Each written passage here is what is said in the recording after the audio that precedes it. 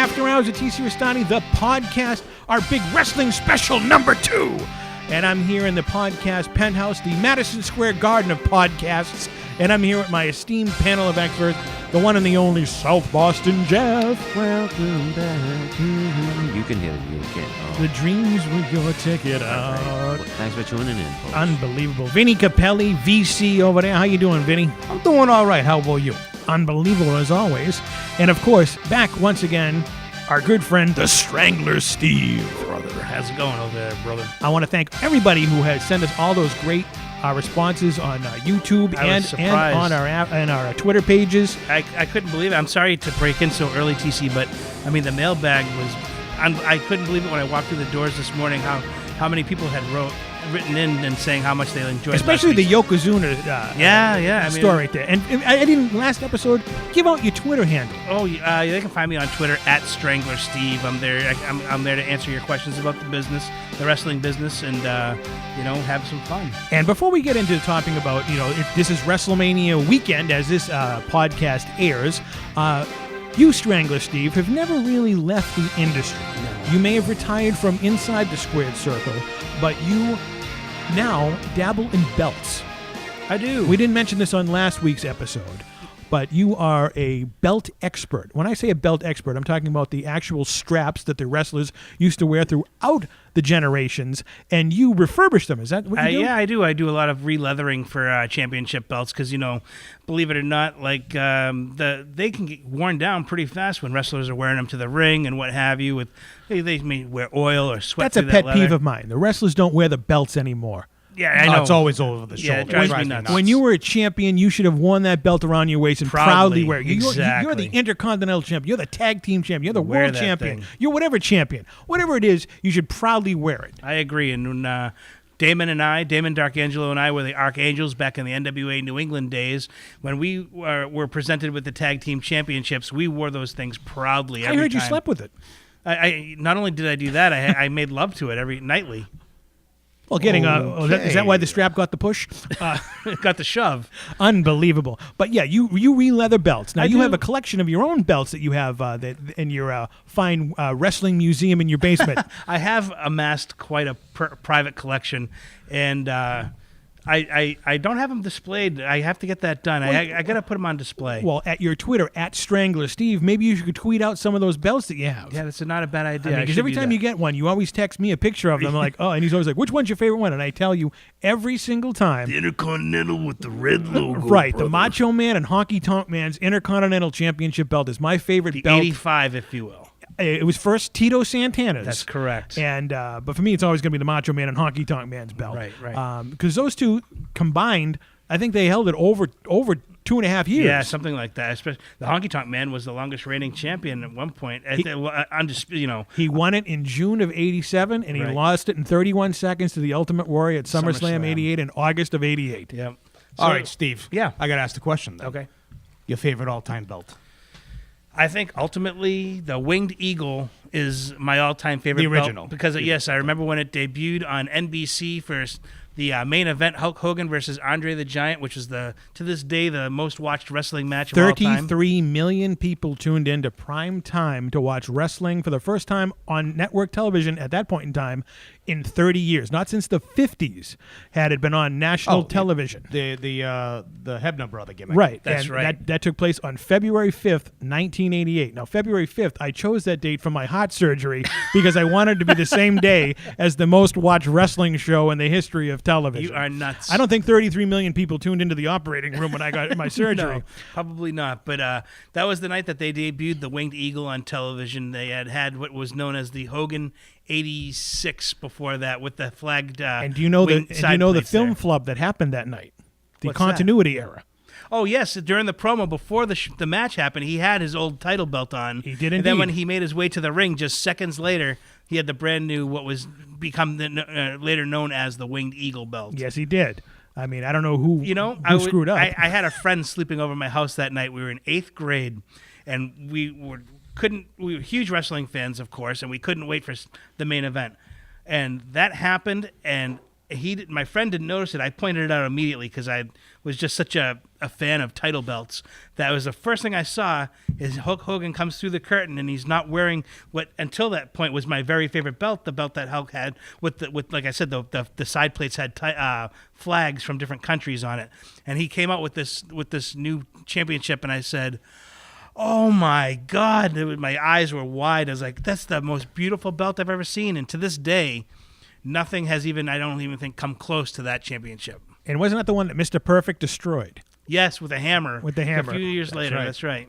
So that's your favorite belt of all time, the winged eagle belt that Hulk Hogan wore on February 5th, 1988. Yeah, because it looked really classy. It was the silver and gold, and with the side bars that were twisted that come along the side of the center plate. It just looked like a classy trophy rather than like a big gaudy, like a lot of people, they say their favorite is like the Ric Flair belt, the big gold one. Big gold belt. And I always thought that looked like a big Western cowboy belt buckle to me. And it didn't have like any paint on it. It was just gold and block lettering. And I thought it was too big for Ric Flair because it went from like the bottom of his chest and down to like below his waist. And I just thought it was just too big. But he never wore it during interviews. No, always holding it, right? Always holding it because he was in his suits. Yeah. I was a fan of the original NWA world title, the one prior to that one. Right. The one that he held in Harley Race. Became known as the Domed Globe. The Domed Globe belt. It had that globe on the centerpiece where there. it said NWA. Yeah, and it literally came off of the belt, kind of like, for lack of a better term, for like R2-D2's head. Okay. There's that dome. I know exactly what you're talking about. Yeah. Now, getting back to the Hogan 86 belt, that kind of, on the sides, reminiscent a little of the NWA belt with the flag medallions on it. Yeah, they must have gotten their inspiration from it. They were both made by the same maker, Reggie Parks, who was like notorious in the wrestling world, first as a wrestler, known as the Silent Superman, who used to wrestle for the AWA. He was the AWA United States Tag Team Champions with, I don't know who his partner was, but the championship was these trophies that's, like 4 foot tall trophies. Kind of like what they give out in Japan. Yeah, and that was the championship. Like you had to bring those from town to town, and they would get beat up being in the trunk, getting bounced up and down all the time. So Reggie Parks went to Vern Gagne and said, hey, listen, if I made a pair of tag team belts for this United States Tag Team Championship, would you mind if we wore them? And Vern said, yeah, go ahead. And that was that was Reggie Parks' first set of belts that he ever made, was those tag belts. And then it literally went on from there, where he started creating belts for every company at that time. Wasn't Nick Bockwinkel's world title belt made in prison? That's known as the Inmate Championship. Yes, it was made by a prisoner who never got to have any rights because of that. Being a prisoner, they can't make money. He made license plates. He made world championship belts. Right, must have done it in like a metal shop or something like that. Now, Vin, what was your favorite belt in the history of the professional wrestling industry? Well, it's a kind of a twofold thing. My favorite belt is the Eagle belt, as well as I call it.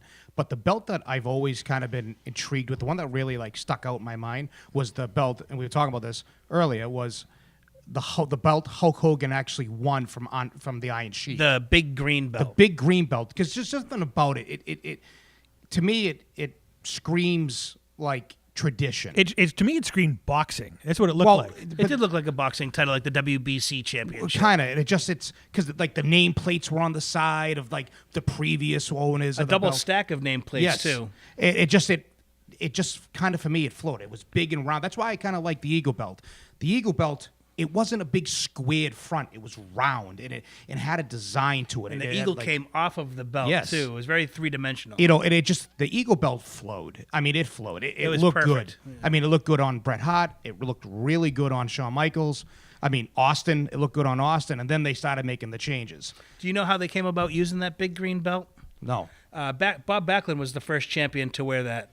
And the reason being is that superstar Billy Graham, who was defeated by Bob Backlund to become WWF champion, or WWF champion at the time, came out during one of Bob Backlund's matches.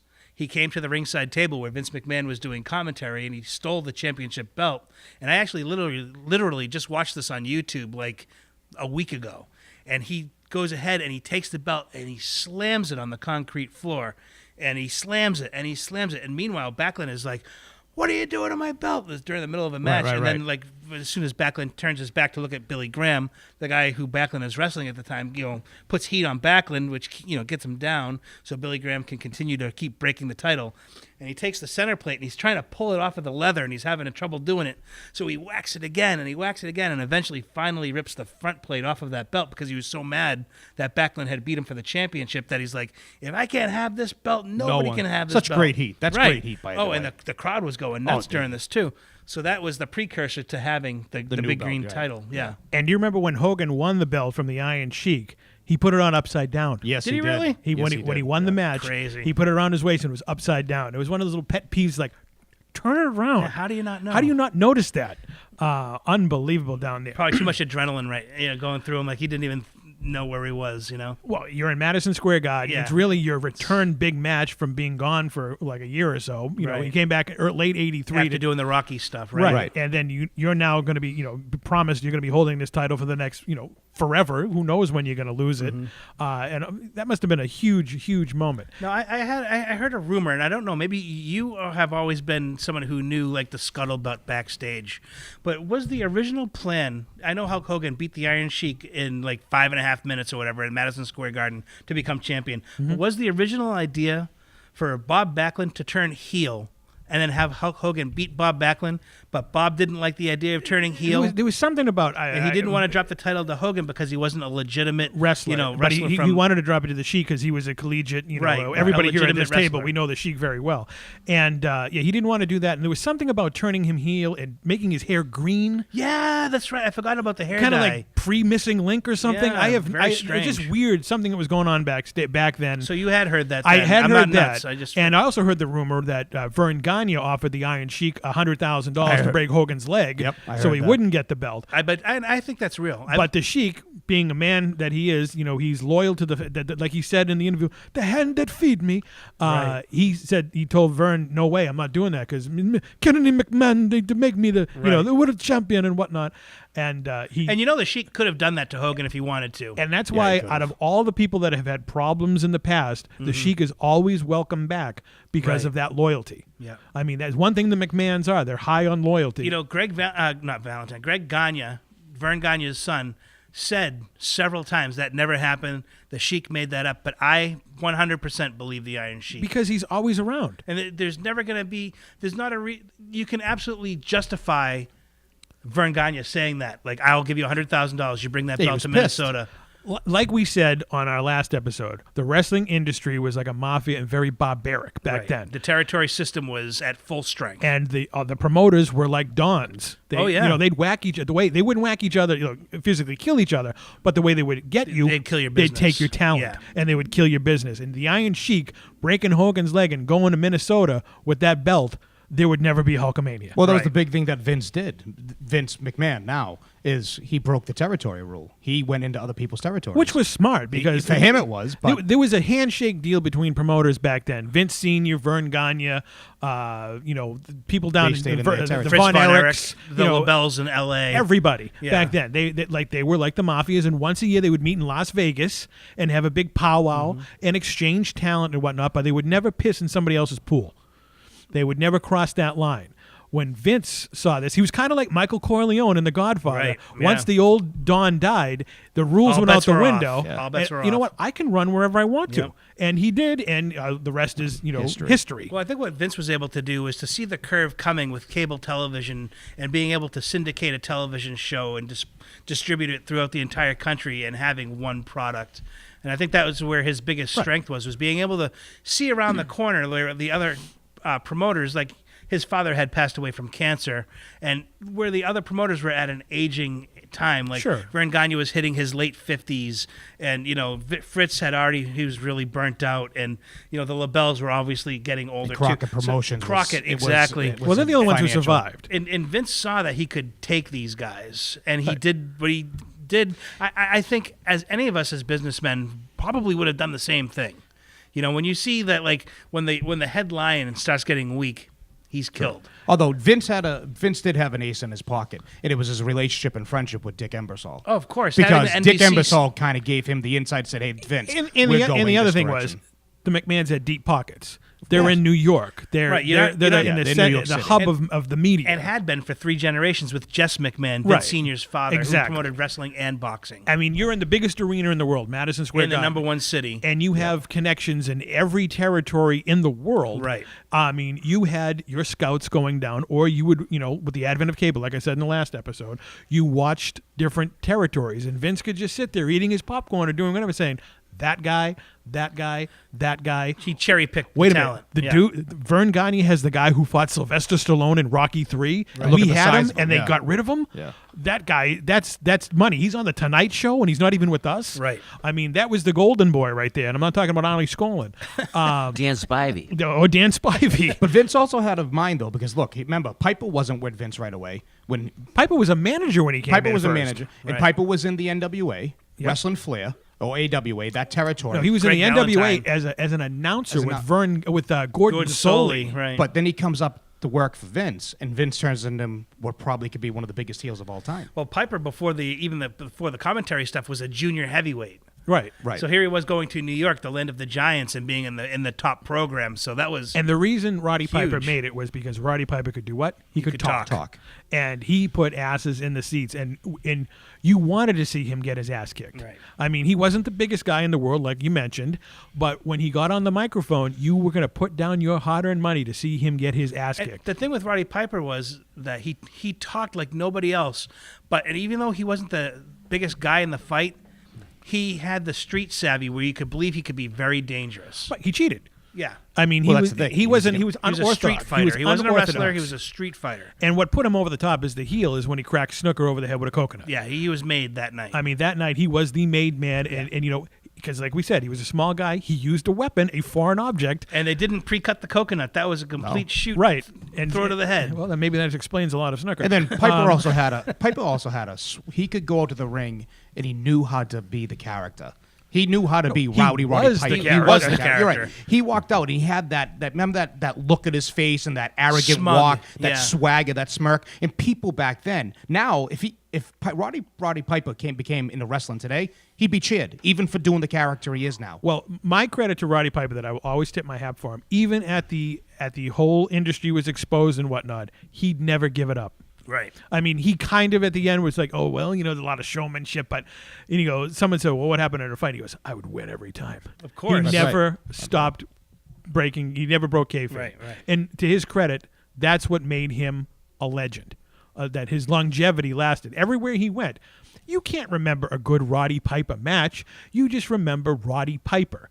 You can remember a Randy Savage match. You can remember a Ric Flair match. But Roddy Piper was Roddy Piper. He was the Piper. persona. Yeah, So- and you remember Piper's Pit on Monday Night Raw, Piper's Pit and everything. That's why. Which was innovative, was Piper's Pit. I mean, they never did that before. And the best part about it is that it didn't overexpose him wrestling because he was just in there talking for 5 minutes a week. Right. And that's all he needed. He didn't need to go in there every single week and do all these wrestling moves and holds and wins and losses. He got his wins on the microphone every single week. So when you saw him finally wrestle, you had to pay to see him at a house show. Sure. Or it was a blow-off at a pay-per-view for a big feud. So he was very brilliantly booked. Rarely did you see him on TV with enhancement people. Right. Rarely. Very, very few and far when you between. were in that upper echelon, like a Hogan or Piper, or The only time I can really remember him doing those kinds of matches was leading into like WrestleMania 3, where he wrestled in a Adonis. in his retirement match against Right. Adrian That's Adonis. So let me ask a question then. Take a wrestler that's today, that's his mystique and his character, really you don't see much of in social media. The Undertaker. The Undertaker, if you think about it, he's not exposed in social media like these wrestlers are today. Well, you gotta remember, you don't see his background per with the se. exception of Ric Flair and maybe Shawn Michaels, he's like the only leftover guy from that 80s era that's still out there. But they don't. Oh, like Shawn Michaels, you know his whole backstory. Ric Flair, you see his whole life. The Undertaker, though, you don't see him in public appearances. I hate to crush your spirit, but just recently, he was on his wife's Instagram posting like workout. I saw stuff. it. I did see that. I And saw the workout. He stuff, does yeah. now have a Twitter. Oh, And there's boy. a big picture of him smiling on there. It's like, Okay, oh. well, But I know for the 99% of it, for the last- he's been off of yeah, that stuff. like they- for protecting his character. Like you never see him at the Hall of Fame. You see every other wrestler, Right. but him. right, he's back. He's backstage, He's backstage, congratulating but the guys. But they don't. they don't overexpose him, and I don't know if it's to keep the mystique of the character or is. whatnot, but thought they've done a good job with it. And, when he does go, he'll be the last one of that kind. I mean, for us longtime wrestling fans, we remember him as Mean Mark Callis in the NWA yeah, the skyscrapers. with the skyscrapers. That's right. And when we showed up, he was like, "Hey, didn't I just see this guy in Suburban Commando?" with a weird voice. I Hey, mean, everybody. for old school fans, we know his backstory, but Right. for the legacy of the Undertaker, he's very reminiscent to like a character Clint Eastwood would have played, where For sure. where he's gonna go out From like The Unforgiven. like last year at WrestleMania was his big send off when he descended into the the bowels of wherever the hell the Yeah. Undertaker's from, and he left the hat in the ring and whatnot. jacket. It was very westernish, very Yes. Yeah. Yeah, cowboy going very off man into the with no sunset. name type. Exactly. Off into the sunset. Right. And for him to do that now where he has an Instagram and whatnot, it just was a matter of time. I mean, people know he's not dead. He's Right. really not a dead guy. Well, I have to tell you, as soon as he debuted in, like, what was it, 88, 89, the 90, Survivor Series. Brother Love 90, show, right? with Brother Oh, the Love. Survivor Well, Series. no, it's Survivor Series. in Hartford, Connecticut. And he was like the mystery tag team partner at Survivor Series, and I thought, this is the stupidest gimmick I've ever seen. It's like Night of the Living Dead, walking zombie thing. I'm like, this won't last 6 months. Here we are. Yeah, 30-something 28 years years later. Yeah. Right. Where- And where- I mean, he's gone through evolution. of Sure, his you character, have to. But But I'm saying, right off the Yeah. bat, through the curtain, I went, are you kidding me? yeah, This because that's is not something you would gonna have last. expected to see in 1984. Right. You know, at the WWE. Not even, you know, probably like Cripple 87. Kirshner. But did you ever see that gimmick lasting as to be such a in a way, staple? In a rock band, maybe. in a way, Right, and in a Kiss, way, maybe. I did because after the first night, okay, what is this and blah blah blah blah blah. Mm-hmm. But after a few months and the way they portrayed him on television, that he never got off his feet. No one ever beat him. He beat Hulk Hogan. Right. I mean, in his first year in the wrestling industry, something that never happened to anybody else. Right. You know, Pinned Hulk Hogan. he pinned him with the help of Ric Flair. Right. But he did it, and they never changed him. They never, they didn't turn him. They turned him babyface, but he was still the Undertaker. Right. Yeah, but he turned babyface with the whole Yokozuna thing, right? with Jake the Snake Jake Roberts. the Snake, that's right. And then it led into a few gimmicks. Then he had the Yokozuna I mean, gimmick. obviously right, the and whole casket biker matches. the whole biker thing was stupid. I never liked it You know as what, though? the biker That's gimmick. that was part of... I think they needed to take a break from the dead You man liked it gimmick. because you're a biker fan. But I liked it. But I really liked his character, the transition, when he did the Dead Man. And he walked out and he was doing I'm the big, this is my yard. He big was dog. the big dog. When he was a heel American Badass. after that, when he Okay. cut his hair and he actually turned heel. Remember when he turned heel right. and Yeah. and he just, I really loved that gimmick. the reason of his longevity is he wasn't thrown in your face every week.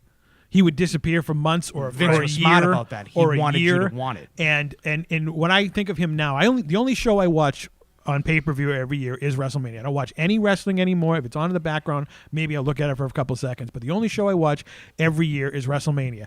And he has become synonymous with WrestleMania. He's like Santa Claus at Christmas. You can't have a WrestleMania without The Undertaker. It just doesn't feel right. Whether he wins or loses, obviously he only lost twice. Yeah. It just makes, to me, as an 80s fan, it goes, okay, I can relate to this. This is my generation still around. And I enjoy that. I mean, he hasn't changed much in 28 years. He still Right. does the same things. He's had probably in WrestleMania history 2 of the greatest matches of all time with Shawn Michaels. No doubt. I mean, let's transition to that. WrestleMania, or it's this weekend. They're at, what is it, number 34 now? 34. 34, that's Okay. right. I only appreciated in my era because I'm that way. I only liked WrestleMania 1 to probably WrestleMania 14. In that era, With the exception of 10 or 11. well, We talked about earlier, the one with LT. You 11 was garbage. 11 Yeah, 11 was the Hartford, first. Connecticut. The reason I liked 11 only sentimentally because it was the first WrestleMania I ever went to. Same here. Okay, and other than that, the show was just basically a long superstars of wrestling show with big Yeah. names on it, and it wasn't in a big arena. It was in the Harvard Civic Center, where they did TV tapings there all the time. So it yeah. wasn't anything special. But favorite WrestleMania moments going through here. I mean, you can pick whatever WrestleMania you want to, obviously, because it's your WrestleMania moment that you enjoy. But to me, I'm going to start off with Jeff. Now, Jeff, you were a huge wrestling fan in the 1980s, right? Sure. And WrestleMania, of course, debuted March 31st, 1985 at Madison Square Garden. The main event was Mr. T and Hulk Hogan versus Rowdy Roddy Piper and Mr. Wonderful Paul Orndorff, and in their respective corners, Cowboy Bob Orton and Jimmy Yeah, but Superfly that was And Muhammad WrestleMania Ali 2, on the I believe. outside. No, right? that was one. That was WrestleMania 1. Okay. Your favorite wrestling moment as a kid, Jeff? Okay, my favorite wrestling moment, and that had to be when the WrestleMania, I believe it was 3, when Alice Cooper was in the ring with Jake the Snake Roberts fighting against the Honky Tonk Man. Unbelievable. And when he beat the Honky Tonk Man, He didn't. Honky Tonk Man won. Somebody got the big snake thrown onto them. Jimmy Hart. All right, Jimmy. So Alice Cooper came in the ring and threw the snake onto Jimmy Hart. Unbelievable. See, that was when wrestling was fun back then. And other than that, your favorite wrestling moment is when you got high with the Iron Sheik. Well, that's an outside of wrestling moment and everything. Who wants to talk about that? That's when You kidding? A lot of people do want to get high with the Iron Sheik. A lot of people can watch WrestleMania 3 anytime they want. It's like a bucket That's list true. moment. Very few can say they've gotten high with the Iron Sheik multiple times. And I Jeff. didn't. Let me tell you something. South Boston, the name South Boston Jeff, he gave to me because after I came down and got him high for the first time, I became his friend immediately. And he's what is that South Boston Jeff? I like that kid. Get him here. South Boston Jeff is my friend. So that's why I kept that name and everything. So it's an honor. It's an honor to have a guy like the Iron Sheik, and it's an honor to party with him. People maybe listening to this worldwide are envious right now that you got to meet the Iron Sheik, but you got stoned with the Iron Sheik. A lot of people, you got it. Unbelievable. I So chill that's him out. I throw his name out at the Kowloon and everything. I mean, my mom used to work at the Kowloon. I show up there with the Iron Sheik, my mom's friend Evelyn. Who's this? The Iron Sheik. Who? Yes, a great lady. Give me the scorpion ball and the St. Pauli. But it's just an honor to hang out with them and just. And for the record, if you bring the Iron Sheik with you to the Kowloon, you're eat for free. You're eating for free that night, which we did. Vinny Capelli, your favorite WrestleMania moment?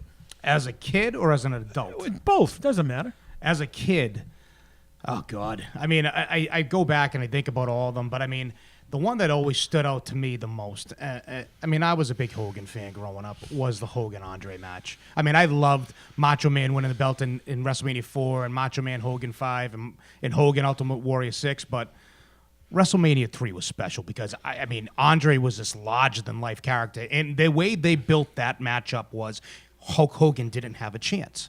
And I really thought. I mean, the way they had already there was things being leaked out. Remember, they made Andre his own special belt. And I was going to say they made him his own, and I'm like, and as a kid, I'm believing, all right, Hulk Hogan's going to lose. You know that belt that they have? I know someone who owns a replica. Would that be you, Strangler Steve? Yeah. Honestly, for that, and then I think the other biggest, huge. Yeah, I'm sure it is. I mean, WrestleMania 14, I was there. I watched it. I was a Steve Austin fan, but WrestleMania, I got to say, to me, the other moment that really stands out, it's another Hulk Hogan moment, was Hogan Rock. Because Hogan had left the company for so many years. And then almost here 10, he is almost in 10 the ring. years he was gone. It's almost 10 years. And now he here is in the ring. And he's supposed to be the heel. And you're talking the loudest I'm on television. And the crowd, and I've read The Rock say it, I've listened to Hogan say it, how electric and how loud it was. And that Hogan became the face. That was in Toronto. And it was amazing. And just watching that unfold and the way they did the match and The Rock, just the way he carried that match and became the heel and then was able to reap, Hogan loses, but they shake the hands and then he comes back out and they do the gimmick after he saves Hogan. It just, to me, it was like, of all the WrestleManias, that moment was like as an adult. It was because of that reaction that Hogan got that he became the world champion once again. We're going to work backwards from what Vinny was saying with the Hogan and Rock thing in Toronto. Damon Darkangelo, my partner with the Archangels, was at that WrestleMania with his girlfriend, and I think that might actually have been the only Mania he ever went to live. And they were sitting obviously right next to each other, hip to hip, and they're actually standing watching the match.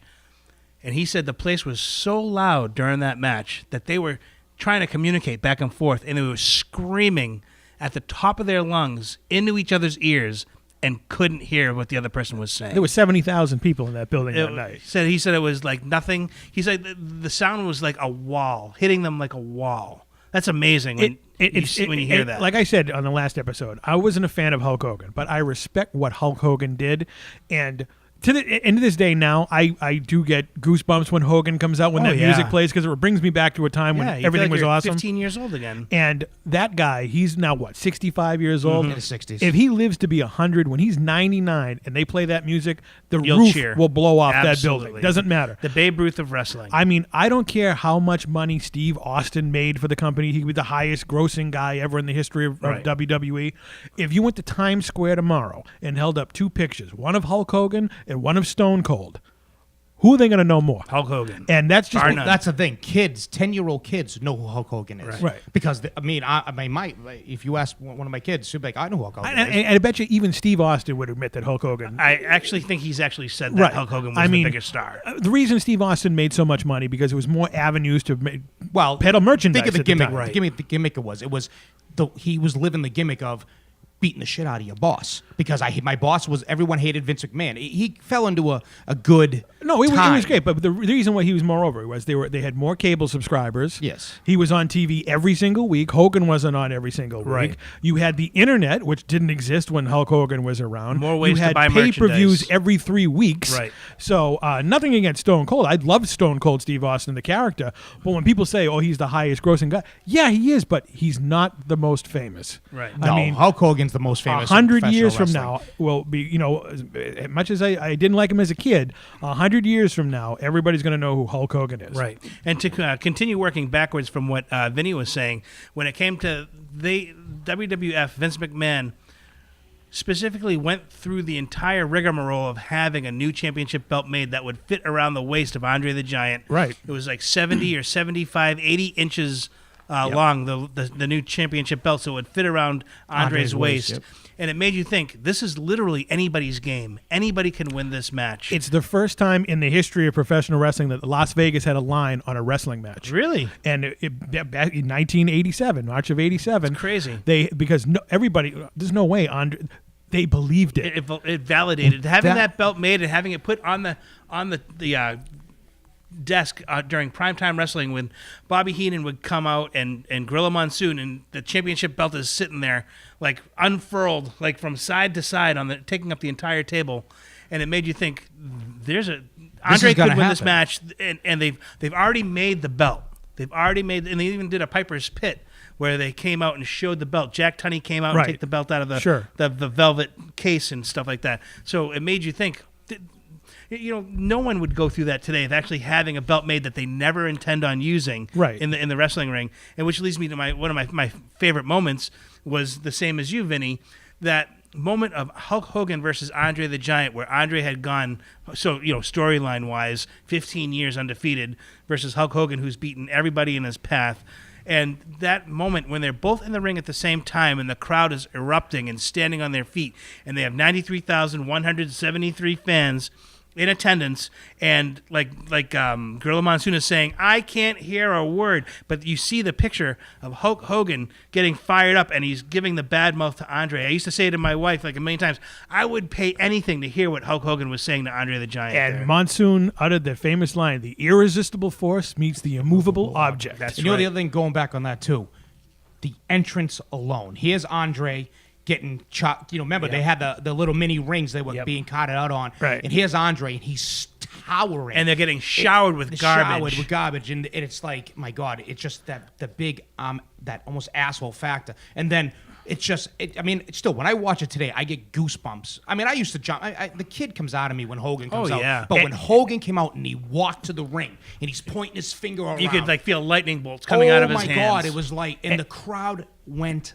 nuts. And like what Monsoon said, the roof of the Silverdome is about to explode here. And I'm And it sure it probably probably really- felt like that, too. They probably did. 93,000 people, whatever they had in there, screaming at the top of the line. Hulk Hogan was a god Right. around this era. The only issue I had at the end when Hulk Hogan when he picked up Andre for the body slam, it was like, holy God, Holy crap, that I never thought I'd see that. Never ever thought I'd see that. Oh yeah, he was standing up to the biggest bully imaginable. Right. Our American hero was standing up to the biggest bully in the world. And he picked him up full force, complete ass over tea kettle body slam. And even Ventura probably goes, he slammed him! right, and Jesse never put Hogan Right, over. right. He always put the boots to Hulk Hogan on the mic, and he's putting him over. So it was like you saw how big of a moment it was.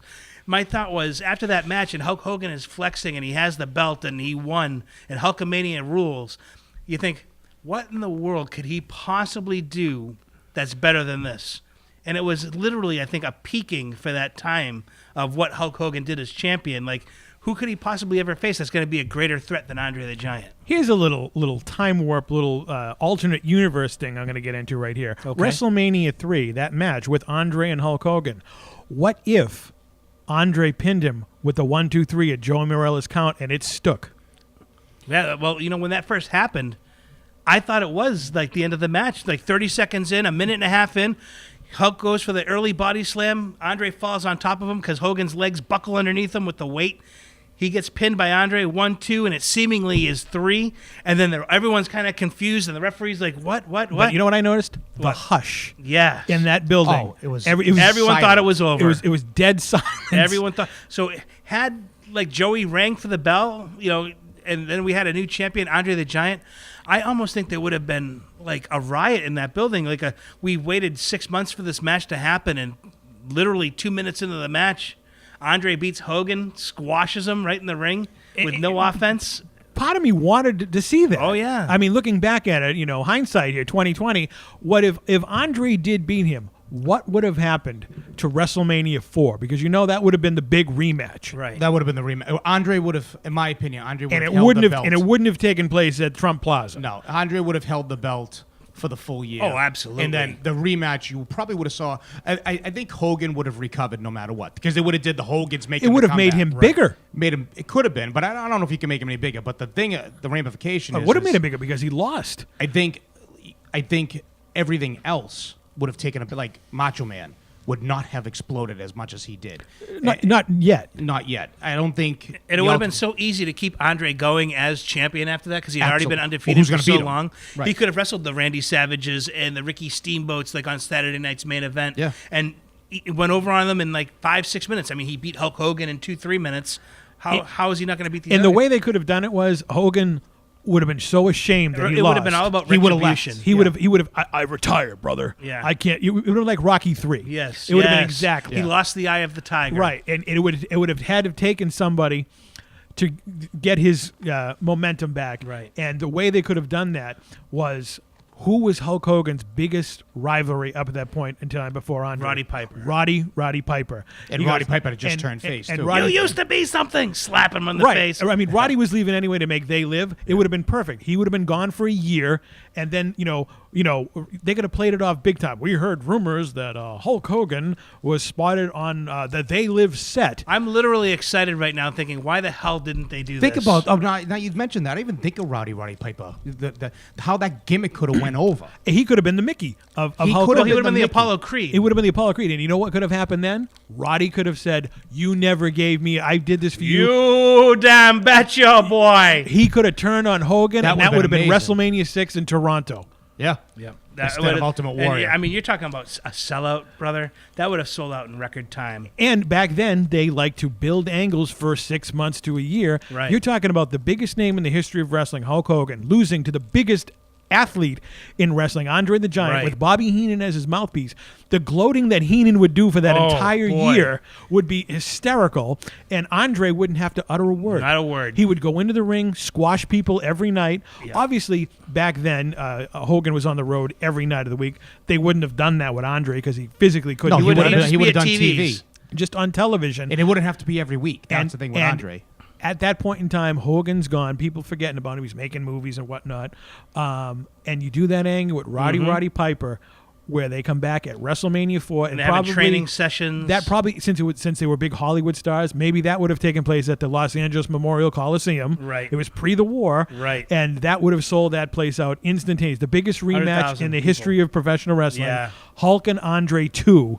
With Hulk as the challenger, with Roddy Piper in his corner, going against Andre the Giant with Bobby Heenan in his corner. And then when then Hogan he gets Stu finally Mayhem. gets the belt back, and he has retribution, And he slams him. slams right. him. big leg drop in the center of the ring, 1, 2, 3, and then what happens is Roddy Piper takes Heenan by the collar and by that belt, rolls him into the ring.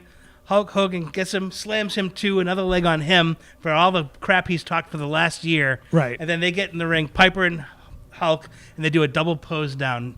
And- And Piper doesn't turn yet, though. Oh, no, you wouldn't turn yet. Piper. And Not every yet. baby face in the locker room comes out because Hulk everybody on the shoulders. everybody just got destroyed by Andre the Ticker previous tape year. parade. No one could beat Andre. Only But see, Hulk could and do Andre it. could have retired there after. Right. Andre would have been done. Now let me ask you this question. Speaking of, we're talking about these ramifications. Is there, and I'm asking you three, is there a possibility that the WWE nowadays, could they ever recreate that moment? No, because they have no one that's that over. And no one believes enough anymore. People still wanted to believe back then. Now, people watch not to appreciate it. They watch it to scrutinize it. And that's the difference in the fan base now. Is that people they're aware of the trick, and they just watch it for a different reason now. They don't watch it now to see who wins and loses. They watch it to critique and to be armchair quarterbacks in a way. That was a 4-star match, not a 5-star Right, match. and when there's no such thing as a star rating for a wrestling match because it's completely, it's so asinine to think that you can star rate a wrestling match. So, I mean, You but can star rate a performance, though. You could the only star way rate a that performance. the only way that you can get fans to care about wrestling is to have wrestlers off of social media and try to regrow the mystique where you can't have easy access to them. Exactly. And they protect their business. And you can only have live events now because if you tape stuff, all the spoilers get out. No one's going to watch the product because they already know who's going to win and lose. And you have to wrestle a completely different style that may not work with the guys today. Like, you would have to be laying it in to add a little bit more believability to it because for years we've shown them how the trick is done. Right. So you'd You're have to right. reestablish wrestling as a shift in the genre where, one, there's no access to the wrestlers. It's a closed-off industry again. People aren't coming in from all corners. And that does a lot with outlaw shows, too, or independent wrestling shows, where any mark with $1,500 can become a wrestler with a pair of boots and trunks, and they don't even need that a lot of times. Let's be honest. right. How many times have you gone to a show and see a pair guy of in jeans blue and jeans and sneakers. bare feet try to go in there and be a quote-unquote wrestler? It worked for Kevin Von Erich. Well, he could work. That's true. And we he talked was- about he was this in sick the of last shit. episode, but Andy Kaufman, the reason he became such a good success, I mean, he realized, he loved wrestling, but he watched, he was like, well, I'm nowhere as fit as these huge guys, so I'll go out and wrestle women. But it wasn't really about wrestling the women. Right. He was just addicted to getting the crowd going, getting, Right. riling the crowd up, and But you getting notice the this- crowd to hate him, and that's what Andy Kaufman's thing was. That's how he enjoyed doing it. And a lot of the reason that that Kaufman got the heat that he did is when he was wrestling those women, he was shoot pinning women in the middle of the ring. Because if you go back and watch that footage, those women are really trying to legitimately kick out of those pinfalls. He wasn't going over the match behind the curtain. No, those were shoot matches, and he could have won, he could have lost, and he had the balls enough to go in there and be like, the title's on the line because he had the intergender championship Right. that he created, right. Sure. which was heat on top of heat. Here's a man who is really just a scrawny guy from L.A., going in there and, pinning I'm one from night it's Hollywood. I have the brains. Right, yeah. Hollywood California. And so, one night he'd wrestle a girl who's 120 pounds. The next night he'd have a girl that's 220 Right, pounds. And they're not going over angles and and then they're also after the match happens, they're not thanking each other in public like you see a lot of guys do Exactly. today Right. for their performance. It wasn't about performance. It was about the athleticism and trying to pull off, not making it look like there's cooperation between the two. right. So that's what's missing today is that you can tell they're working together to make things happen, and that's what is the first thing that takes the believability. Well, that's away. because the curtain's been pulled wide open. Right. Right. So I'm saying to make somebody believe again till you get to a point where you have a Roddy Piper, Hulk Hogan situation, you would have to completely extract them from the media sources of today, and you'd have to completely watch that. Like you'd have to micromanage the entire only situation. guy who's doing that now that I can see from the little I watch is Brock Lesnar. right, He's the only one that's It's because, untouchable. it's and because he's the way only they one that book people him. believe, right. Well, they believe him because he can told, he can back it up. He could back it up. Right. They did a smart thing. They did a gimmick, what was it, about a year and a half ago, 2 years ago, with Brock Lesnar and Randy Orton, where Brock Lesnar came out and in 30 seconds split Randy Orton's head open. And a lot of And people... that was the main even- event of SummerSlam. That's right. And even wrestlers thought it was... They thought it was like, what the hell? Yeah. You hurt one of the boys. Jericho and Brock got into a fight. Yep. Well, it was a shoot because that wasn't intended for him to get that much blood. No. And he ended up having to get like 15 staples in his head. Right. And that's legitimate. That and they was had legit. pictures of it. And they were smart enough to actually use social media to their benefit by doing that, by showing, hey, this guy just got 15 staples in his head. So that was great because no one sees a main event going 2.5 minutes or something like that nowadays. Exactly. They expect this 35-minute, 25 false finishes in a match, kick out, kick out, kick out, kick out. It was a punch to the head, the guy's Elbow, bleeding a and pool done. of Yep. blood. Everybody believed it because it was real in that situation. Yes, the outcome was probably to have Brock win the match, but not this particular way. Not this way. But they used it to propel the angle. Right. And that's why people believe that he was a badass, because when he was in UFC, he was a badass in UFC. And he did lose his share because they book it more legitimately. Right. And because they protect their talent. But, that's how you need to go forward if you want to make wrestling this believable thing, is where you have to kind of have those 2-minute main events. Because even when you have, like, a UFC match, there's a chance that the main event is going to be a one-punch knockout. How about Mike Tyson? Greatest draw in the world. Guy, and people paid But how much heat did he get for having for one-round for knockouts? knocking guys out in 30 seconds. But I loved it, but yeah. So what did he have to do? He had to draw the fight out. Yep. Because people were paying $90 for a one-round fight. And they'd watch an undercard for 3 hours and watch then a Mike they- Tyson fight for 35 seconds. Right. Now, getting back to what we were talking about earlier, favorite WrestleMania moments. Now, Steve, what was your favorite WrestleMania like moment? I was saying, is that moment when Andre the Giant and Hulk Hogan were facing off, Right. and the whole crowd was on their feet. All 93,000 people were on their feet, and Hulk Hogan was laying the bad mouth on Andre. And I always said, I wish I could have read his lips or knew what he was saying. And then they give each other a shove, and one of them leaves the actual picture of the TV, and then they go right into the heat of their match. It's hard to beat something like that. And with that many months build up, and they're finally in the ring, and you could feel through the TV, you could feel the electricity. There's never been a match since that had such build up and such I would say Rock Hogan.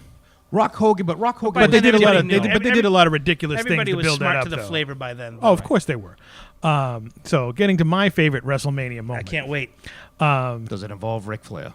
It does not involve Ric Flair, no, because he was only in a handful of WrestleManias, and he. I was going to say was it Flair Savage? No, it was when I was a Druid at WrestleMania 14.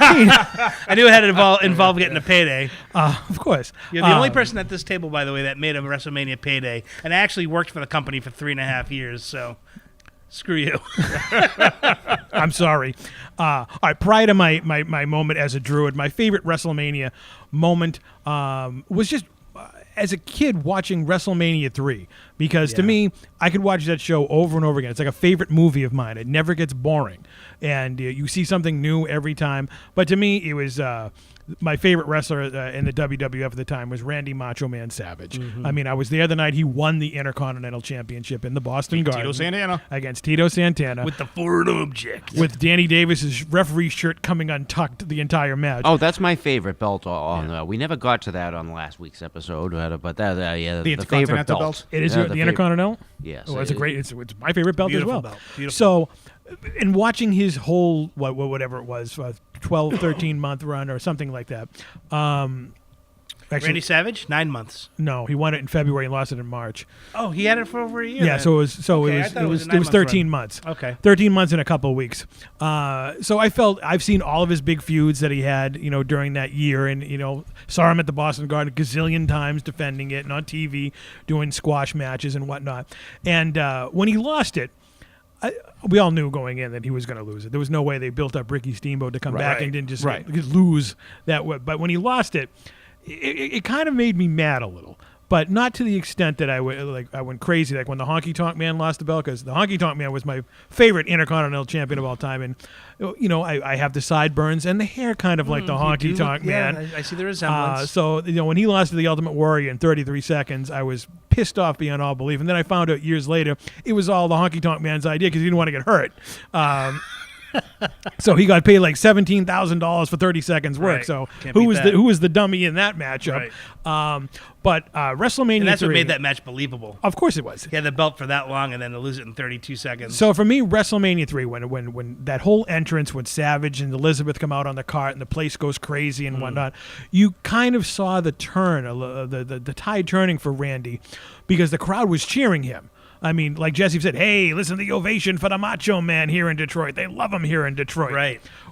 So it was exciting for me knowing that, okay, he lost, but he ain't done.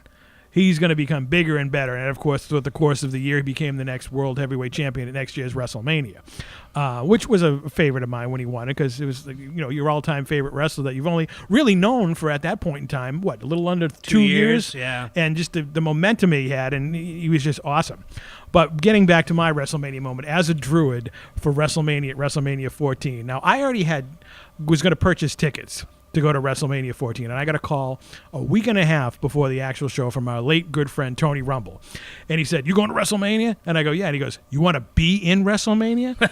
And I was like, what do you mean? Like, going to the show? And he goes, no, be in it. And I go, what do you mean? And he explained it. He goes, I just got the office from the Connecticut, and they need 14, 15 guys to be Druids for The Undertaker. You want to be one? Let me think about this for a second. Right. Okay, I would have done it for free. I think everybody at this table would have done it for free. Absolutely. And that day, we got to the building around noon, and Jim Cornette was the agent that was putting together the Druids, and he gave us all of our costumes, which were like CVS, little vampire robes that they paid like $10 for each, and they were Halloween costumes. That's all they were. Oh yeah. I mean, I liked it because they kind of looked like Jedi robes, and we got to have sticks that were on fire. So in my mind, I'm holding a lightsaber. I was nowhere. I was in a galaxy far, far away. I wasn't with the Undertaker. I can't believe they used real torches for that. That was crazy. The only time we had the torches lit was when you saw it on television. You guys didn't practice the torches lit? We had the stick holding You're it. Kidding me. We had 3 rehearsals. One, as soon as we got there. They never lit them up until They never lit them live. up because they didn't want, fire alarms or whatever to go off or whatever it man. was. So we had one dress rehearsal where we lined us up. And the Undertaker was in street clothes. He kind of looked like the biker gimmick with his, the outfit that he had on. They had no music. They just, someone was actually playing the music, humming it, boom, boom. Mm-hmm. And they said, okay, you're going to walk this way, blah, blah, blah, down to the ring this way. And these guys are all going to have sticks on fire. I don't know. We may have been the first Druids. I really don't know. Yeah, I don't know. I mean, if they did it, they only did it a couple times before, but never on a pay-per-view. I don't remember the Druids before that. Well, maybe we were the original Druids. Yeah. I was Druid number 11 for history's sake.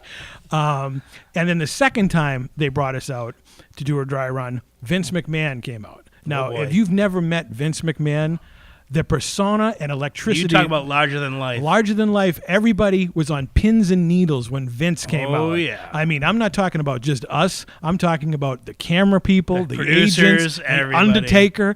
Everybody was on pins and needles at this point in time because only a few months earlier, he fucked Brett out of the title. That's Right. right. Anybody could have been, Yep. ousted at that point in time. So when Right. he came out, and he was very personable, friendly. Hey, fellas. Hey, guys. And he goes, no. I want them in height. I want them from the tallest up front to the shortest in the back.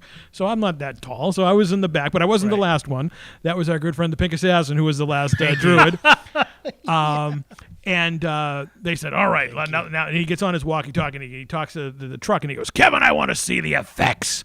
And then all of a sudden, the lightning comes on, the music hits. Push of a button.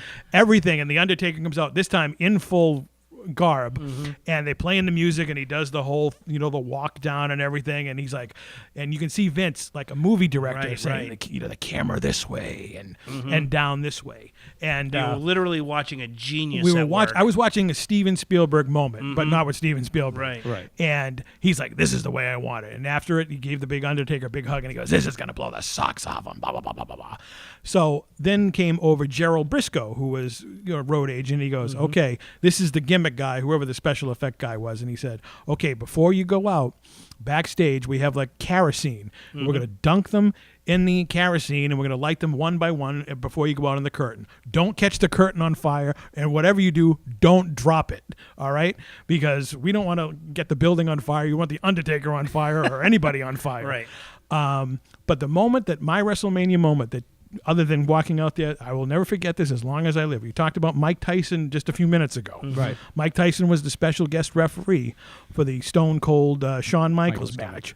And we were in the gorilla position before going out, and we had our sticks, and we were all dressed up, and Mike Tyson just happened to be in the gorilla position walking around. He walked to me and goes, you guys look like a bunch of vampires. And I can actually picture him saying that. he was drinking a cup of coffee or something, and I think he was with Vince. And he's like, "You look like a couple of vampires." And then the music, you know, if you watch it, it's WrestleMania 14 on the WWE Network. Yep. And they go, all right, and Joe Briscoe go, all right, druids, go. So all we go out, you feel like forever by the time you finally got to get through I was waiting one at a time. Petrified because I'm holding a stick on fire. You really can't see because it's very dark. How long backstage. is it on fire before you actually get to go through the curtain? About 30 seconds. I mean, literally. Can you feel the heat from the thing? They lit them one at a time. Yeah. So two at a time, you know, out they go, out they go. And I was at the end of it. So I'm watching how they're doing it. Yeah. And who was in the front of the line? Do you remember? Tony Rumble was in the front of the line. Well, he was the tallest guy. Yeah, 6'4". I don't remember who else was druids here other than myself and the Pink Assassin and a couple other people. And it was amazing. And we're walking out, and like I said, this is the only time I'm ever going to be a Jedi in my entire life. Right. On worldwide television.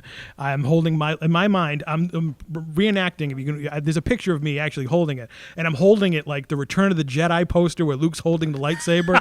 That's what's going through my mind. I'm not a druid for the Undertaker. I'm 10 years old holding You're a Jedi Knight. my wiffle ball bat, pretending I'm a Jedi in my backyard. But no, I'm on worldwide television with a flaming torch, and the Undertaker is 1 foot in front of me, walking past me, and. Like I said, I would have done it for free. They paid us a substantial amount of money for 30 seconds work. Amazing. And the experience backstage, I didn't care about meeting the wrestlers. I met a bunch of times. And you had been around the business for 15 years at that point. And all my favorites weren't there. There was no Randy Savage and all these other stuff. They were all in WCW. But what I did most of the day was all the other people who were druids, were walking around and, doing whatever. I sat and watched the gorilla position the entire night. And watched how it's the best place to be. How they did it. Now, it's not the lavish set that they have now at the gorilla position. This was a card table, with two monitors, headsets, and it was Bruce Pritchard and Vince McMahon, and they were given commands from the truck. It's traffic control. It was like air traffic control. Like, all right, send them out, Brucey, send them out. And I'm sitting there watching Cue the music, and I'm like, this was. He's unbelievable. He's like, Jerry, I need a colorful anecdote right now, and you say something like this, and then 2 seconds later, Jerry Lyle like beep, beep, beep, beep, beep, whatever Vince commanded to do, and it was like really watching a movie director at work. Yep. And basically that's what it is. Like if you saw Beyond the Mat, Vince McMahon says, people find out what we really do. We make movies. Right. And there was a pageantry in the movie, and I was part of it. But the best part about it was actually watching them how to do it. And they were doing promos backstage. You learn more in well. that 2 hours than you could in months and months and months of being on the road. I didn't want to leave and I did see The Undertaker around the gorilla position because remember he said if Shawn Michaels didn't do business that night, he was going to be at there, and that was a shoot. He was there. Yep. He was roaming. He wasn't at the curtain waiting to lunge out like but people he was think. available. He at the drop of a hat if they needed the boom. People don't realize that how much realism there really is in wrestling when they have something like that happening, when there's some real business on the line and real money on the line. And at that time, Shawn had a lot of heat on him because of the Montreal thing. Right. He, Hunter, and Chyna never left their dressing room the entire night. Wow. I mean, I was walking around before, going to the gorilla position, just wandering around. You saw everybody else mingling and whatnot. You didn't see Shawn Michaels leave that room at all that entire night. So that's how much pressure was on him and the heat from the Montreal Screwjob. Did a clean job for Austin and went off into the sunset for a couple of years. Right, and then came back and he was even bigger the second time around. Now let me ask you a question. Yep. How much more do you appreciate the hard work Vince puts in after watching him? Because he is, I mean, I've never gotten the opportunity to be backstage and see him work. But the stuff that you see on television, you can see the amount of work He's puts a machine. in. He does. I mean, I've read his things. He sleeps about 3 hours a night. He goes to bed about 3 in the morning, wakes up at 6, and he's right back at it. But he is so hands-on. It's amazing. Well, especially back then. That's 20 years ago. Right. This was his business was going down in the dumper because of WCW. I mean, all his that show kind of WrestleMania 14 is kind of where it started. The pendulum started swinging the other way. It did because you know who was backstage that night, but he didn't debut until the following night. Was the 1-2-3 Kid. That's right, because he came out the next night. He was there at WrestleMania, and they were all getting in the car because they were driving to Albany that night. Okay. But watching Vince McMahon, that's what I did. I mean, I went to film school, I went television school and whatnot, and I wanted to learn. When I was watching wrestling, I never wanted to be in the ring. Right. I always wanted to be behind the curtain. And here I was behind the curtain getting an education that a lot of people, even if it was one day, would never have the opportunity to see. You know, I'm one of the few people that can say I trained to do both. I trained at Killer Kowalski's to wrestle, and I went to school for television and radio production. And I have to say that I've always had way more fun being backstage and being the director of the traffic than anything I could have ever done in the ring, because you have the opportunity, being a wrestler, to have 8 minutes up to 20 minutes, maybe 30 minutes on occasion of being able to be in charge of your craft. But if you're behind the scenes, you have all night long. That whole show is yours. The thing I learned in television school was we went on a tour of one of the local news stations, and the guy conducting the tour was a guy who graduated from television school, and he told us in the control room, so the talent on the floor could hear us. He goes, "See Ken and Barbie out there? They're replaceable. See the people in this room? They're irreplaceable." So true. And because so many more people want to be the anchor. They want to be the star. Right. They don't understand what it takes to produce the star. right, when I was sitting there watching Vince McMahon and Bruce Pritchard do their thing, You're thinking, that's my spot. I go, this is what you want to strive to be. Right. And at that point in time, nothing went under Vince's radar. It's whatever he wanted. Still to this day. Right. But even back then, he was, the end all be all. right. The buck stopped with him. If he wanted a druid that was that tall to be that moved over there, in a snap of the fingers, it happened. No one questioned it. Yeah. Right. And backstage, people were giving, suggestions. Like The Rock was doing a promo before they had to actually do it. And he goes, and The Rock Vince is like, well, let's try it this way, blah, blah, blah. And The Rock goes, well, how about I add this? And he goes, that's beautiful. A smart person will listen and take. Almost like the Stanley Kubrick of wrestling. Exactly. They'll Like take a advice. perfectionist, Someone like who a- sits there and goes, no, this is the way it's going to be 100%. You're going to be out of business in 10 minutes. Right. If you don't get the input from the actual people that people are paying the money to see, when they don't realize that there's a film director or a producer behind the scenes who are actually making the controls, the shots, that's how it works. Right. And I sat there, like, we were backstage all day, and I was worried that they were going to throw me out of there. And the Gorilla Position was pretty big. It was you've been backstage at the Fleet Center, and it was like where the hockey players come out. So there was a whole line of stuff going on. There was a little interview area, and then there was like a monitor wall, and that's where Vince and Bruce Pritchard sat. And I didn't bother anybody. I didn't go up and mark out, oh, look, it's Vince McMahon and Brother Love. I stood back. Nothing will get you Thrown out excommunicated from the industry faster than doing that. I knew the etiquette backstage. You didn't talk. You stay small. And if they get out of the way. And if they approach you, you shake your hand, introduce yourself, Yep. and tell them, thank you, sir. Thank you very much. And I stood there most of the day watching this.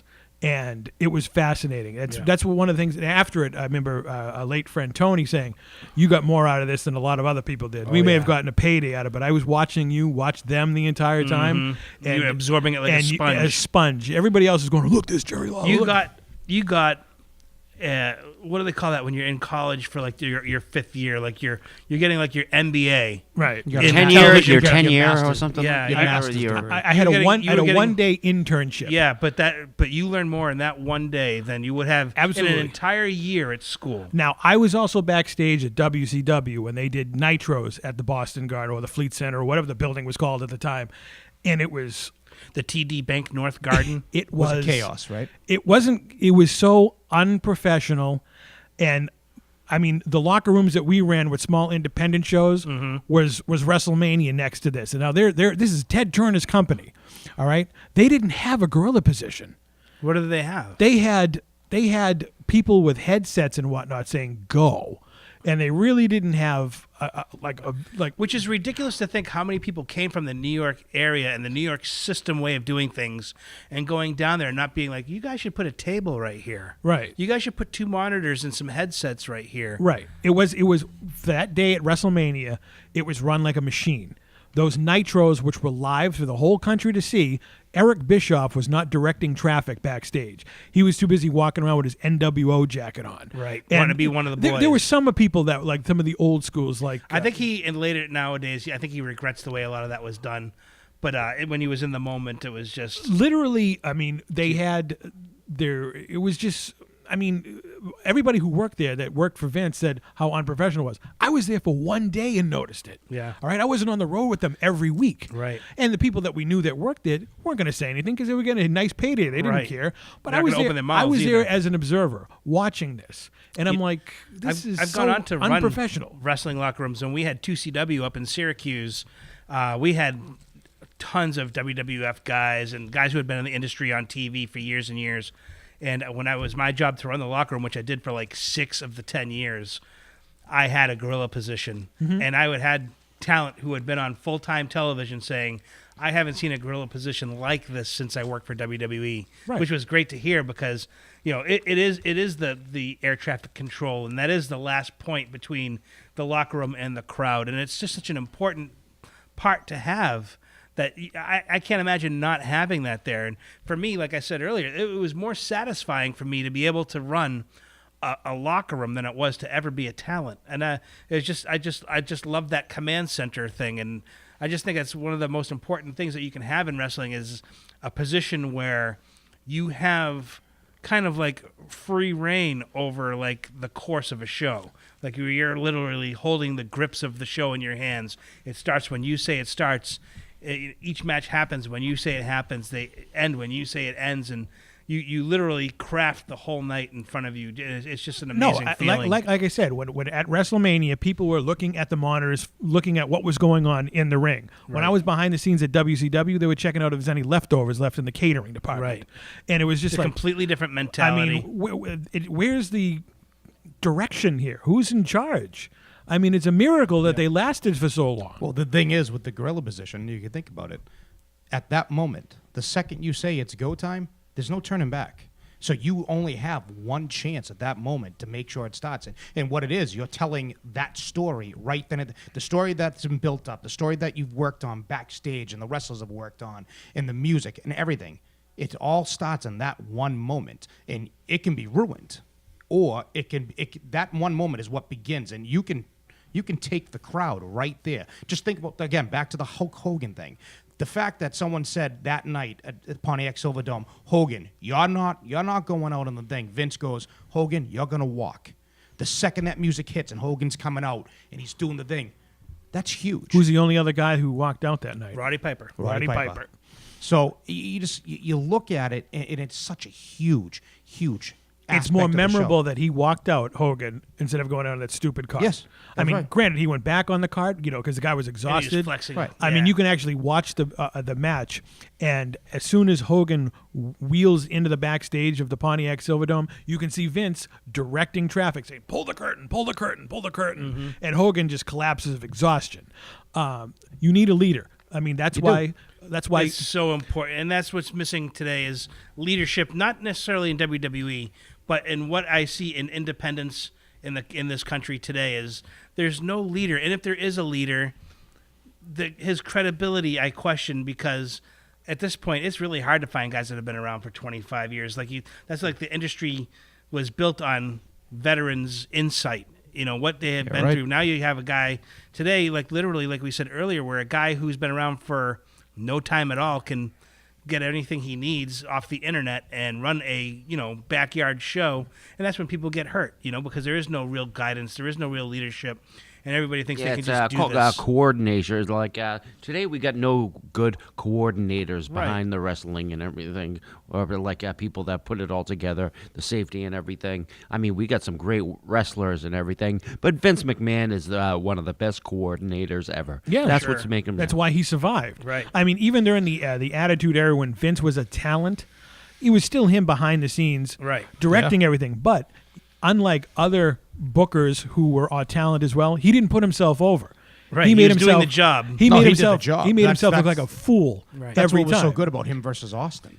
Right. He knew Austin was his bread I mean, and butter. hell, Vince did a gimmick with Donald Trump, the president, and he got his head shaved on in front of millions It of wasn't people. like Dusty Rhodes back in the NWA where he made himself the world's champion. And when- they suffered because of that. and where he had no. I mean, yes, Dusty was a huge draw and people loved him. Right. But when your time is done and you have given the reins to be the man behind the scenes, you don't ever put your face in front of the camera ever again. I agree with that 100%. And from a fan's point of view, you're looking at two champions. You're looking at Dusty Rhodes, the American Dream, and then you're looking at Hulk Hogan. And immediately you're going to see the biggest difference is in their body types. Right. Not their work rate or not their finishers or not anything. You're looking at their bodies. And you see Hulk Hogan, he looks like a star. He looks like a champion, which gives him credibility. And Dusty Rhodes was, very, I don't say he's out of shape because he was in shape when it came to he could do 30 minutes in the ring. But the wrestling, But the standards, the aesthetics, the physical Sure. appearance of Dusty was a turnoff for a lot of people. His whole gimmick was he was the common man. But at the end of the day, if you're a casual fan and you're flipping through channels, you'll be like, that's the fake Southern crap, or that's like, that guy looks like my grandfather. Right. He doesn't look like the 28-year-old who's 6'8" and golden, Blonde and, hair, tanned, muscles and on top jacked of out of his muscles. mind. He looks like, the hillbilly. right. Who just left the bowling alley, and he's literally wearing cowboy boots in the ring, Right. and bandanas. It's See, like not. In didn't work up here. Dusty's defense, I was a fan of the Southern NWA wrestling because it was more realistically and gritty.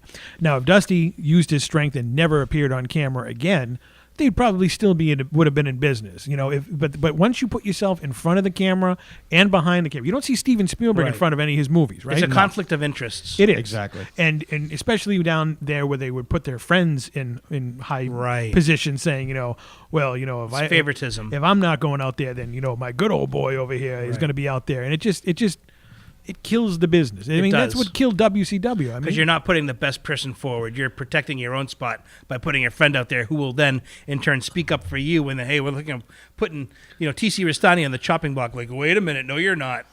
right. I would watch though if Colonel Montana hosted this show though. I think we could probably triple our Well, ratings. I mean, it would be a train wreck, but it would be an exciting train wreck at Well, that. if Maybe TC stood for the coronary, he would be hosting the show. well, that is true. So listen, I have to ask you guys, WrestleMania weekend. yeah. I want to ask a question before we go. Prediction. Give me a prediction this weekend. I have no idea who's even Okay. on Well, this show. I'm going to give you a prediction. Okay. All right. And I really think this is going to happen. I think Daniel Bryan returns to the ring. Daniel Bryan returns heel in the match. He turns heel, turns on Shane, because they want to get. I know who Daniel Bryan is, and if this was 25 years ago, I may agree to that. But today, it's all about merchandising and ratings. And if you have this guy who's more over than God himself and turns heel, you're not going to sell any more Yes shirts. You're not going to have the crowd go berserk. You're not going to have anything. If this was 25 years ago, they used to do swerves like that, I would agree with you. But nowadays, you can predict things coming 10 years down the line. Oh, that's a prediction. I'm putting it out And if there. it does happen, I hope it does, because it'd be something that no one would have predicted. Right. You're going to WrestleMania, Strangler I'll be Steve. there. How many have you gone to now? This will be my 15th WrestleMania, I believe. 15 Yeah, WrestleManias. my wife this will be her 17th WrestleMania. She went to 6 and 10, and I hadn't gone to one until 11. So she got to see Hulk Hogan versus the Ultimate Warrior live. Unbelievable. Crazy, yeah. And she cried when the Ultimate Warrior beat Hulk Hogan, because to this day she is the biggest Hulk Hogan fan there is. Really? Yes. Now, 15 of them. Have you gone to the last consecutive? The last two I didn't go to, but I had been to probably 10 in a row. I had gone to like 11, 14, and then it was 20. But then from 20, I did 20, 21, 22, 24, 25, 26, 27, 28, 29, 30. And I did I go to 31? I don't know. 31, but not 32 and 33. I can say I've Do you go to the Hall of Fame too? Yes. Okay. That's That's half more the reason fun, to go. isn't it? That's half- yeah, yeah. because you're getting to see the guys talk about their careers, and And you it's get to really see their people their get their inducted. crowning moment. I you can know? say I've fallen asleep at the last 10 consecutive WrestleManias.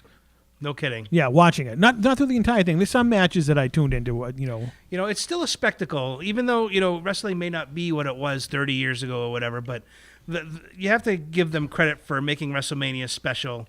And it's come to a point where the brand WrestleMania is bigger than any one match. Like we talked about Ricky the Dragon Steamboat versus Macho Man Randy Savage for the Intercontinental Championship, because that was a huge match, and it was a huge draw at WrestleMania 3, along with Hulk Hogan versus Andre the Giant.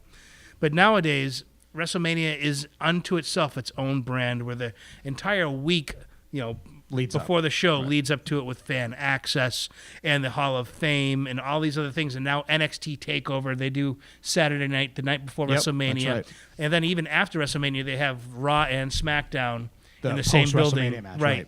And those nights are always really crazy. They're like the most wild. Because it's technically starts the new season. Of Right, wrestling. yeah, and it's always the most crowd frenzy Right. night, Right. Monday and Raw and SmackDown. That is the wise. only Raw I watch once a year because it's all the diehards from all over the globe, and they know every nuance of what's happening, Yeah, every they're the character and smartest whatnot. fans, or at They least wish they they think. had that audience bottled up and take it on the road with them every week. Right. But they don't have that anymore. What a dream that would be. But speaking of the Hall of Fame, this will be the last question we have for this episode. Who would you like to see in the WWE Hall of Fame that isn't already in? And I'm going to start with you, Vin Capelli. Oh God, that isn't already That in? isn't already in the Hall of Fame. Demolition. You son of a bitch. Demolition. That's who I was going to Absolutely. say. Demolition. Axe and Smash or Axe Smash and Crush? I think Axe and Smash. The original The Smash? original or- Demolition. Same- Absolutely. Okay. Demolition. The original Axe and Smash. if No, there the is- second, The second second version Smash? of Smash. Yeah. If I have to think WWE tag teams or WWF tag teams, I other than that, I mean, you know me. I was There's a road warrior reason back, they're but not in there because they're part of that whole lawsuit about I the know, but you concussion know thing. what? But if that wasn't existent, you would want to see Demolition. And I agree with you Absolutely. 100% Absolute Demolition. because Demolition was, they weren't my top favorite, But they were up there. They were in there because they made things believable. You believe those guys. Just when they walked to the ring, And it they was had They were amazing. exciting, yeah. and they had that cool thing, and Jeff liked them because they had masks that looked like Jason. That's Right, right. but I mean that was part of the gimmick and the music, just everything. And Right. those guys deserve to be in the WWE Hall of Fame. All right, other than Demolition, I know you were chomping at the bit Sorry, at that yeah, stage. I was like, I was like, dem. Doink. Oh, we're going to Vinny first. Doink. Yeah, doink. Well, Demolition was my first choice. I'd really have to think about my second choice, but you know, If you say Corporal Korshner, I'm going to walk out of here. Corporal Kirshner. Or Sergeant Slaughter. Or Corporal Sergeant. What's that, Jeff? Nothing Corporal Kirshner or Sergeant Slaughter. Sergeant Slaughter's already in. He's in there. Oh, I don't know. You threw a wrench in my works here, so I have to take a minute to All right, think I'm about going to go over to Jeff. Who do you want to see in the Hall of Fame? I know you don't know who many people that are in there, but just yeah, take, you're right. Is the Sheik in the Hall of Fame? oh yeah, Yes. his speech was Okay, memorable. then I'm going to go with Bastion Booger. That big ugly guy that his nose is his own snack machine. And he is in a fraternity with you, Strangler Steve. He was one of Walter's boys. That's correct, and that actually leads me to my answer, who was also one of Walter's students, and that is China. She deserves to be there. She was the first woman to hold the Intercontinental Championship. She held it The twice. only woman to ever hold the right. Intercontinental. And That's right. you know, she did a lot of groundbreaking things, and unfortunately, because of her past with Triple H and their personal lives and how it intertwines with Stephanie, you know, she never made it in while she was alive, and it will have to be a post-mortem induction. And I do think she deserved it, and she didn't spend tons of time in the business. It was probably less than 10 years, probably 8 years or so, 7 years, but she had a real impact, and she was a person who transcended the business where people knew who China was, whether they watched wrestling or not, because she was a real standout. And, you know, it's unfortunate that her life took the turn that it did, but having known her personally and knowing how big her heart was and how much of a loving, caring person she was, I would love to see her get a little bit of notoriety for her time spent in the wrestling 100% business. have to agree with you. And I think it's going to agree 100%. happen. Yeah, me too. I mean, It will. If she was still alive, it wouldn't have happened. Right. But now that she's no longer with us, I think they're going to do it, and they'll milk it for everything it is. Sad to say. Yeah. But yeah, my choice is another woman who should be in there. Is Miss Elizabeth, She's not in? the manager of the God. Macho Man. I should have known. Are you sure they didn't do a They did post-mortem? not. No, No, she's she not didn't. in there. The reason they won't, her family won't let her go in because Really? they have a lot of heat because of the way she passed away because of the wrestling business. They blame the wrestling business on it. But she was the manager of the Macho Man. Right. I mean, she when they call Missy Hyatt the first lady of wrestling, it makes my skin No, first crawl. lady. Miss Elizabeth was really the. And And when- when call and- Missy Hyatt the first lady of maybe NWA, but Miss Elizabeth was the first. She's the first lady and when of that the WWF. skank douchebag Sonny Right. says that No. she's the first lady No. and she's the Miss first one, Elizabeth. no way. I mean, every guy at this table watched her, had a crush on her. I know I did it, and I still to this Miss day. Elizabeth, absolutely. And when I met her, I forget definitely it. baited to her. I melted. Oh, yeah. I mean, I was like, you're not really She was a hugging me. sweetheart. You're not really hugging me right now. If my 14-year-old self knew this, forget it. No, besides all that, but with And I think she started out as a camera person at her father's TV at studio. her father's TV station in Kentucky, is a travesty that she's not in there. I understand the family's problem. They, she died way too young in stupid circumstances. She should still be here. She overdosed. And thanks to Lex Luger. and Lex Luger, and they actually she should be in there. Of all the managers that aren't in there, and all the women in professional wrestling, I agree 100%. If it wasn't for her, there wouldn't have been a Sunny. There wouldn't have been any of these divas out there today. And I'm going to add to that, Randy Savage wouldn't have been as much of a good heel without having Elizabeth there. Exactly. Because she played the angel to his devil. When she left him, I mean, They both in real were life, never the same. Randy Savage was not the same. No. I mean, yeah, he still had the colorful outfits, but the package was they were, quote unquote, they were the total package They together. really were, yeah. And when she left him, his career went down the toilet. I mean, he wasn't wrestling anymore, became an announcer. And the best thing that happened to him in WCW is when she came back with him and turned on him. Right. Because that is what fans wanted to see 10 years prior. Right. Is her turning on him, the damsel in distress. And it took the sick mind of Kevin Sullivan, the booker, our good friend, to actually do that. It made her, as Dusty Rhodes called her, a devilish woman. A devilish woman. Now, speaking of which, real quick, would the panel agree? Same situation, Owen Hart belongs in the Hall of Fame. Absolutely. But that's another case of where the family Martha won't allow Hart it. won't Yeah, won't allow allow it to happen because Right. she's got more heat with that company than what you could ever And- imagine. and And it's it's all justified, in my opinion. And it's crazy that next year will be the 20th anniversary that happened. I know. Unbelievable. I mean, that happened. It seems like yesterday that took place. Yeah. But Owen Hart definitely needs to be in there. I think the British Bulldogs need to be put in there. The Honky Tonk Man needs think to be Davey put in Smith there. is in there, He's, no? He's not. No? No. Okay. The only member of the Hart family that's in there, other than when they inducted Stu and the entire Hart clan, is Yeah. Brett.